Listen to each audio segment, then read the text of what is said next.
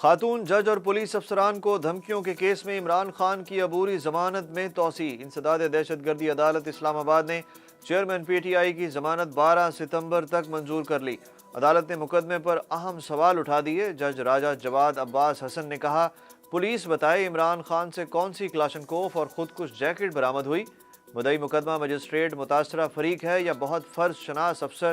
عدالت نے کہا کہ آپ نے ذاتی دشمنی کے کیس میں دہشت گردی کی دفعات لگا دی ہیں۔ عدالت نے پولیس کو نوٹس جاری کرتے ہوئے جواب طلب کر لیا۔ سابق وزیر اعظم عمران خان نے انسداد دہشت گردی عدالت میں پیشی کے موقع پر غیر رسمی گفتگو کرتے ہوئے کہا کہ میں ہر گزرتے دن کے ساتھ خطرناک ہوتا جا رہا ہوں۔ ایک سوال کے جواب میں عمران خان نے کہا کہ ہیرے بہت سستے ہوتے ہیں، کسی مہنگی چیز کی بات کرو۔ پارٹی رہنماؤں کے مشورے پر چیئرمین پی ٹی آئی نے میڈیا سے گفتگو نہ کی۔ بے رحم سیلابی ریلوں کی تباہ کاریاں نہ رکیں۔ 24 گھنٹوں میں مزید 27 افراد جاں بحق ہو گئے۔ مجموعی اموات کی تعداد 1191 ہو گئی۔ سیلاب کے باعث گھر اور سڑکیں کھنڈر بن گئیں۔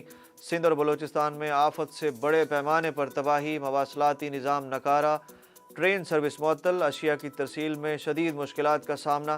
بلوچستان کے 32 اضلاع آفت زدہ قرار دے دیے گئے۔ 1.5 لاکھ سے زائد بے گھر متاثرین میں مختلف اقسام کی وبائی بیماریاں پھیل رہی ہیں، جبکہ متاثرین امداد نہ ملنے کا شکوہ بھی کر رہے ہیں۔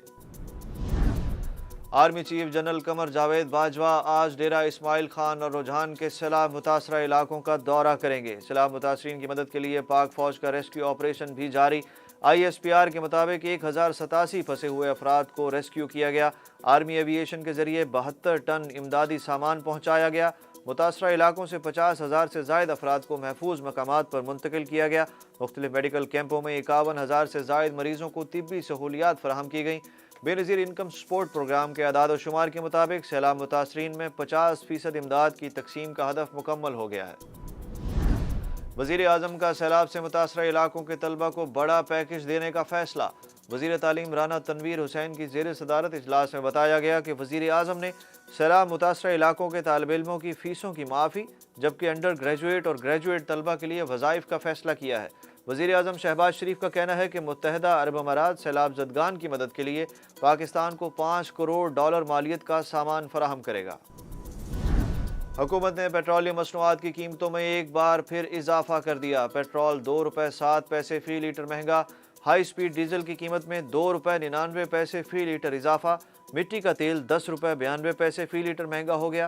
لائٹ ڈیزل آئل کی قیمت $9.79 فی لیٹر بڑھا دی گئی۔ وزیر اعظم شہباز شریف نے عوام کے لیے شمسی توانائی سے بجلی پیدا کرنے کے منصوبے کی منظوری دے دی۔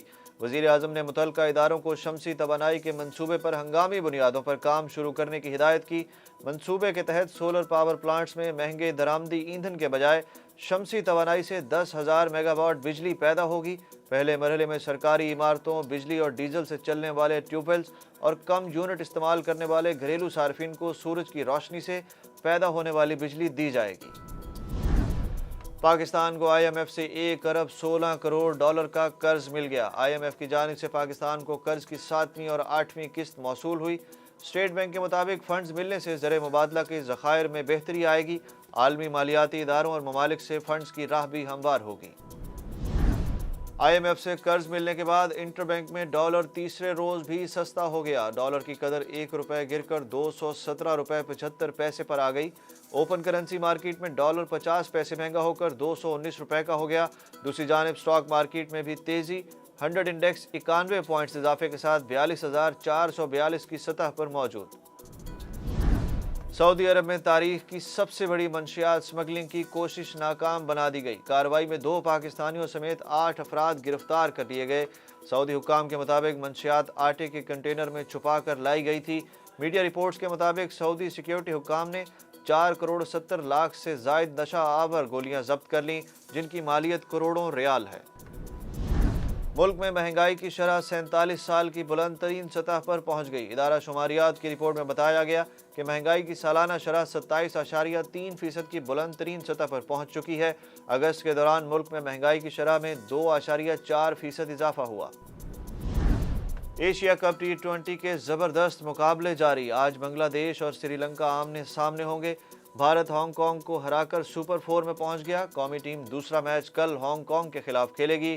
قومی اسکواڈ کا ICC اکیڈمی میں ٹریننگ سیشن، قومی کرکٹ ٹیم کے فاسٹ بولرز حارث رؤف اور نسیم شاہ کو ہانگ کانگ کے خلاف میچ کے لیے فٹ قرار دے دیا گیا۔